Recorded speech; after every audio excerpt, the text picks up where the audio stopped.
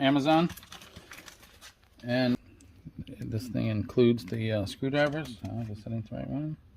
Not it. The end where you took the screws out, you got to get underneath the glass and start separating it. Just go all the way down the side. Try not to go too much on one side. Okay, when you open it up, you're going to open it one way because all the wires are on the one side. Like a map right here. Come in from the side, get underneath it. Then put this back on where it came from.